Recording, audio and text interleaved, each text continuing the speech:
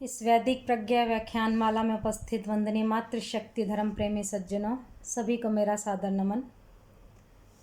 संचालिका जी को मेरा नमस्ते, आदरणीय मुनि जी को भी नमस्ते।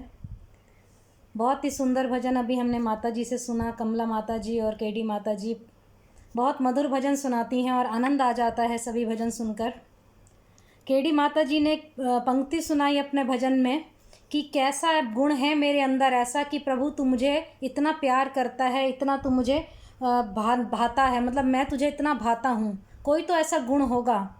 तो आइए थोड़ा सा विचार इस विषय में मैं रखना चाहती हूँ कि प्रभु को हम कब भाते हैं। ये नहीं कि सिर्फ उसकी भक्ति करते रहें तभी हमें वो प्यार करेगा, या उसके लिए दिन रात हम जोत जलाते रहें या बैठे रहें मंदिर में, ऐसा नहीं है। हमारे अंदर यदि अहंकार का त्याग हो जाएगा तो प्रभु से साक्षात्कार हो जाएगा। जब तक मनुष्य के अंदर अहंकार रहेगा, ना वो कोई कार्य अच्छा कर सकता है और ना ही इस परमपिता परमात्मा का साक्षात्कार पा सकता है। क्योंकि जब तक इस देह की ममता रहेगी तब तक किए हुए कर्म हमारे लिए बंधन का कारण बनते रहेंगे। ये परमपिता परमात्मा ने सुंदर देह दी है, इसका मोह हमें इतना हो जाता है कि इस देह के बारे में इसको छोड़ना, अपने पुत्र पोत्रियों को छोड़ना, अपने घर परिवार को, सम्मान को छोड़ना, एक हमारे अंदर ऐसा मोह उत्पन्न हो जाता है कि हमारे लिए वो बंधन का कारण बन जाता है। और जब तक इस देह से आसक्ति रहेगी, विकार हमारा पीछा ना छोड़ेंगे, और जब तक देह का ध्यान बना रहेगा तो प्रभु के गीत हम ना गा सकेंगे। जब तक हम अपने आप को देह मानते रहेंगे तब तक उस परम पिता परमात्मा का साक्षात्कार नहीं हो पाएगा।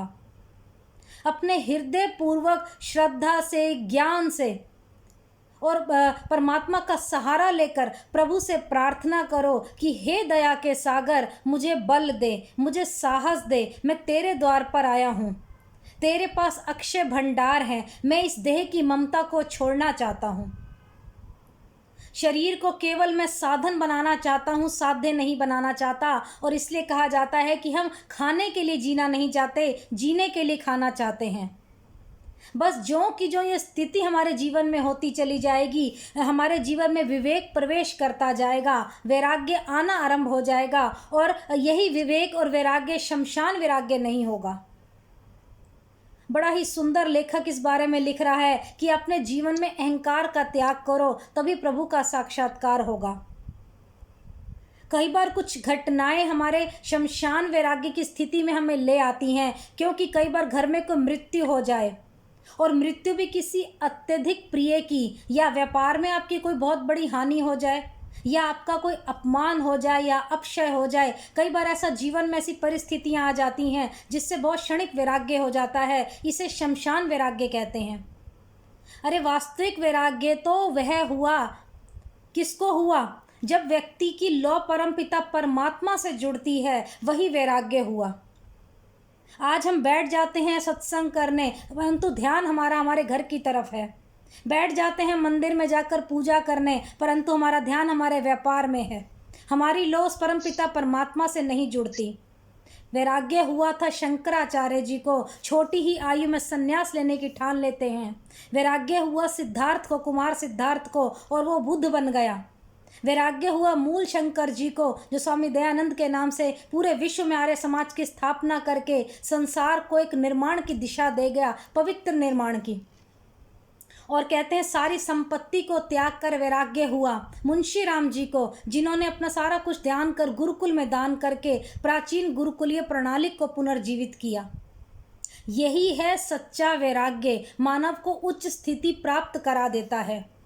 और कहते हैं बिना विवेक और बिना वैराग्य के ब्रह्मा जी का उपदेश भी हमारे काम नहीं आएगा।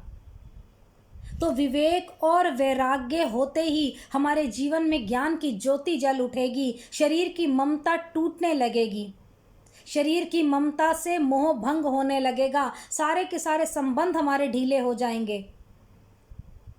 आपके अहमता, आपकी ममता, हमारी सब टूटने पर हमारा व्यवहार जो है प्रभु जैसा व्यवहार बन जाएगा, और हमारा बोलना प्रभु भक्ति का साधन बन जाएगा। हमारा देखना, हमारा सुनना सब भगवान की प्राप्ति के लिए हो जाएगा। तो केवल आवश्यकता है अहंकार भाव को तोड़ने की। शरीर के प्रति ममता त्यागने की ये आवश्यकता है हमें, तभी तो प्रभु का साक्षात्कार होगा। आप जितना भी प्रयास कर लीजिए, आपके अंदर अहंकार है, आपके अंदर मोह है, आपके अंदर हर चीज़ मेरा मेरा करने का भाव है, तो आप कभी इस परमपिता परमात्मा से अपना लो नहीं जगा सकते, उसका साक्षात्कार नहीं कर सकते। महर्षि दयानंद जी के पिताजी ने उनको रोका। पिता पुत्र को सांसारिक बंधनों में बांधना चाहते थे, परंतु मूल शंकर तो सच्चे शिव की खोज में इस शरीर के मोह से ऊपर उठ चुके थे। मोह का, ममता के त्याग जो उनके जीवन में था, मूल शंकर को स्वामी दयानंद सरस्वती बना दिया।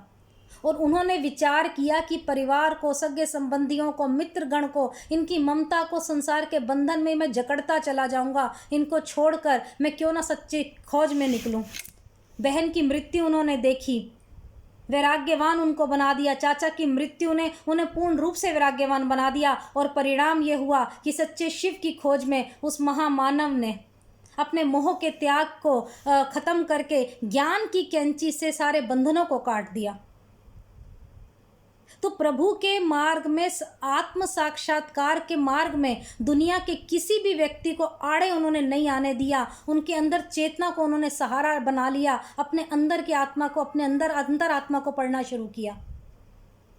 अरे बंधुओं, जीवन में दुख भी आता है, चिंता भी आती है, असफलता भी आती है, और ये सब होना अंदर से हमारी उत्पन्न हो जाता है। हम लोग हतोत्साहित होना शुरू हो जाते हैं, और प्रत्येक आत्मा अंदर से ये परिणाम जो हैं उनके लिए युद्ध करती है। उथल पुथल हमारे जीवन में शुरू हो जाता है। परंतु जो उच्च आत्माएं होती हैं, उच्च आत्माएं जो होती हैं वो सफल हो जाती हैं। और मैं तो कहूँगी जो आत्माएं पराजित हो जाती हैं, अपने जीवन में हार जाती हैं, इस संसार के चक्र में अपने आप को बांध लेती हैं, वो आवागमन के चक्र में पड़ी रहती हैं। तो यदि आप इस आवागमन के चक्र से निकलना चाहते हैं तो आपको अहंकार को त्यागना होगा, मोह को त्यागना होगा, अपने भीतर की दीनता को, शुद्धता को त्यागना होगा। और कहते हैं परिस्थिति के आगे झुकने की बजाय आपको परिस्थितियों का सामना करना होगा, उनको अपने अनुकूल ढालना होगा, हमें अभय होना होगा। कब तक हम इन राजनेताओं के, व्यापारियों के, धनपतियों के आगे अपने आप को झुकाते रहेंगे? इनके साथ हम मित्रता क्यों करें? हम अपने आप से मित्रता क्यों ना करें? तो पूरा विश्व हमारा मित्र बन जाएगा। तो आज से हम अपने प्रतिदिन अपनी पत्नी से, अपने पति से, माता से, पिता से, पुत्र से, पौत्र से, सब संबंधियों से, विद्वानों से, नेताओं से, न जाने किस किस से जैसे हम आज बात करते हैं, प्रतिदिन करते हैं, तो क्यों ना आज से हम अपने आप से बात करना प्रारंभ कर दें। और जिस दिन हम स्वयं से बात करना प्रारंभ कर देंगे, उस दिन हमारी आत्मा की उज्ज्वलता अपने आप आनी प्रारंभ हो जाएगी। आत्मवत् सर्वभूतेषु या पश्यति स पश्यति की भावना जो है हमारे अंदर आ जाएगी। परंतु ये कब होगा? जब हम अपने आप से मित्रता कर लेंगे। और जब अपने आप से मित्रता कर लेंगे तो प्रभु के साथ मित्रता और सरल हो जाएगी, क्योंकि वो हमारे ही अंदर बैठा है। वो तो प्रतीक्षा कर रहा है कि कब हम अपने आप से मित्रता करना प्रारंभ कर दें। परंतु उसके लिए अहंकार को त्यागना होगा। और विद्वानों ने बड़ा सुंदर बताया कि यदि आपको जीवन में शांति चाहिए, अपने अहंकार को त्यागो। और वास्तविकता भी यही है, जिस दिन हमें शांति मिलती है, जहाँ हमें मिलती है शांति, हम उस ओर जाना ही नहीं चाहते। अशांति में बैठकर शांति की बातें करते हैं। जितना हम अहंकार को त्यागेंगे उतनी हमें शांति अपने जीवन में मिलेगी। अहंकार को त्यागे बिना शांति मिल जाएगी, ये कभी संभव नहीं है। और कहते हैं जहाँ राग है और वहाँ द्वेष है, और जहाँ द्वेष है वहाँ ममता है, और इन सब के बीच में ही हम बैठे हैं और मांगते क्या है? परमपिता परमात्मा से शांति। और ये शांति हमें कैसे मिलेगी? ऋषि मुनियों ने बड़ा ही सुंदर कहा है कि आओ त्याग करो अपने अहंकार का और इस जीवन में शांति मिलेगी। परंतु हम मोह माया में पड़े रहते हैं, घर परिवार की बातों में पड़े रहते हैं। कैसे उस प्रभु से मिलना हमारे लिए आसान होगा? और कहते हैं जब व्यक्ति रात्रि को गहरी निंद्रा में सो रहा होता है, तब उसे ना घर की चिंता होती है, ना दुकान की चिंता रहती है, ना बच्चे पालने की चिंता, ना पत्नी की, ना किसी की याद आती है। उस समय उसको आत्म अनुभूति मतलब शांति मिलती है, क्योंकि वो सभी बाह्य कर्मों को त्याग कर बैठा है, वो सो रहा है। परंतु जैसे ही उसकी नींद खुलती है, पुनः वो अशांति उसको घेर लेती है। तो कहने का तात्पर्य लेखक बड़ा ही सुंदर लिखता है कि जब तक इस संसार का स्मरण करते रहेंगे हम अशांत रहेंगे, और जो हमारा मन जो है दुख की जड़ जो हमें बाहर की बातें बना देती हैं उन सबको छोड़ देंगे। इसके विपरीत जीवन से ये तेरा मेरा ये सब निकल जाएगा तो जीवन में शांति आपको अपने आप मिल जाएगी। व्यक्ति चलता है दुख के मार्ग पर परंतु चाहता है मुझे शांति मिले, और यही कारण है हमारे दुख का। अहमता ममता जितनी अधिक होगी अशांति उतनी अधिक होगी। तो सीधी और सरल सी बात है कि व्यवहार में अपने से कह दो कि जमीन भवन स्त्री पुरुष परिवार ये हमारे हैं, परंतु इसमें ममता मत रखो, आसक्ति मत रखो। छोटा सा उदाहरण देकर अपनी बात को ख़त्म करना चाहूँगी कि एक बार एक नगर में एक राजा के पास एक साधु आए। वो अपनी धर्म चर्चा बड़ी सुंदर किया करते थे, वहाँ सभी लोग धर्म चर्चा सुनने आते थे उन साधु की। राजा के मन में आया क्यों ना मैं उस साधु को अपने महल में लेकर आऊं, अपने महल की शान शौकत दिखाऊं। राजा सीधा साधु के पास पहुंचा और प्रार्थना करी, महाराज आप हमारे महल में आने का कष्ट करें, हमने बड़ा ही उत्तम महल बनवाया है, विदेश के कारीगरों ने इसे बड़ा ही सुंदर सजाया है, दुनिया के अनमोल पत्थर इसमें सजे हुए हैं, कृपया करके मेरे महल में चलने का कष्ट कीजिए। तो साधु ने मनी मन विचार किया कि राजा को अपने महल का अहम हो गया है और इस अहम को समाप्त करने के लिए इसका निमंत्रण मुझे स्वीकार करना ही चाहिए। वहाँ पहुँचकर राजा ने अपना पूरा महल साधु बाबा को दिखाया। महल की पूरी सुंदरता का गुणगान वर्णन करते करते राजा बड़ा आनंदित हो रहा था, परंतु अब इसकी इस मूर्खता वाली बात को सुनकर साधु बाबा मन ही मन मुस्कुरा रहे थे। अंत में ऐसा एक स्थान दिखाया राजा ने जहाँ कुछ चित्र लगे हुए थे। महाराज पूछा गया, महाराज साधु महाराज ये महल आपको कैसा लगा? साधु महाराज ने कहा बहुत सुंदर, ये धर्मशाला तो तुमने बहुत सुंदर बनाई है। तो राजा को थोड़ा गुस्सा आया और बोला, साधु महाराज आप ऐसे क्यों कह रहे हैं, ये धर्मशाला सराय क्यों कह रहे हैं? साधु महाराज ने बोला कि ये चित्रों की तरफ देखो, ये चित्र किसके हैं? तो राजा ने कहा ये चित्र मेरे परदादा जी का है, अगला चित्र मेरे दादाजी का, और उसका अगला चित्र मेरे पिताजी का है, और चौथा स्थान खाली है। साधु बाबा ने कहा कि पहले ये जगह आपके परदादा की थी, फिर दादाजी की, फिर पिताजी की, और अब आपकी, और आपके बाद ये सराय खाली होती चली जाएगी, आप नहीं रहेंगे, आपकी मृत्यु के बाद आपका चौथा स्थान पे आपका चित्र लगा दिया जाएगा।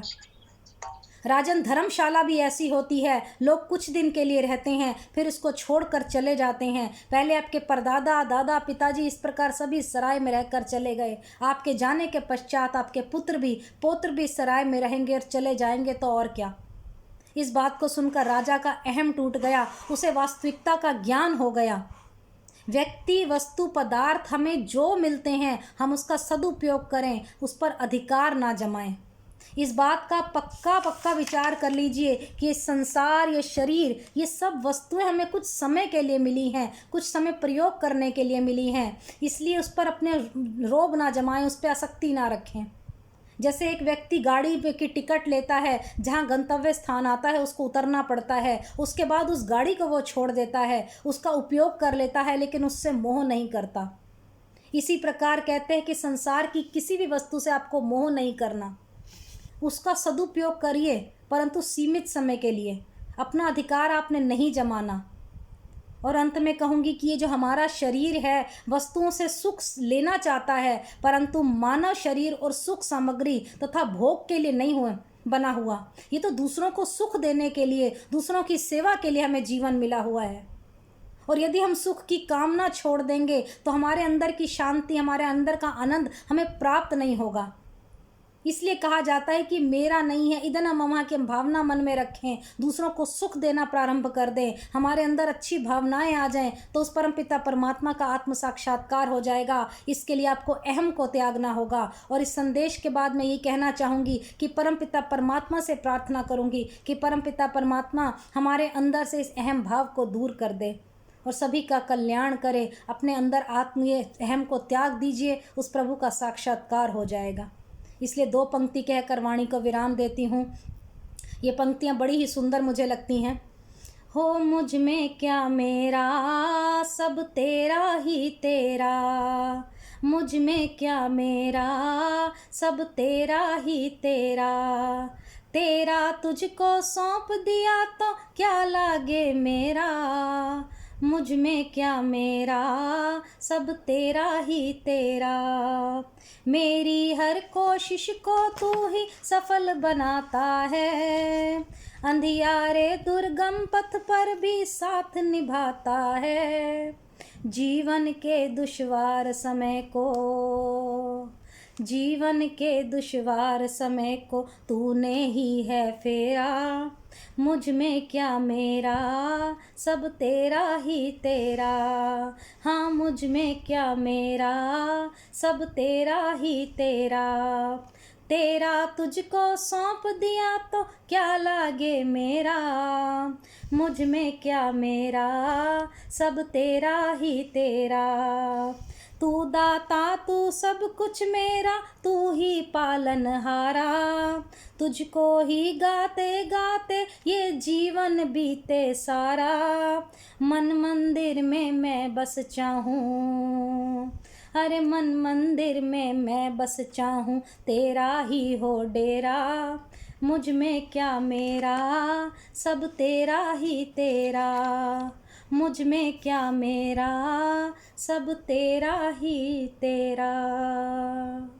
बहुत बहुत धन्यवाद समय देने के लिए।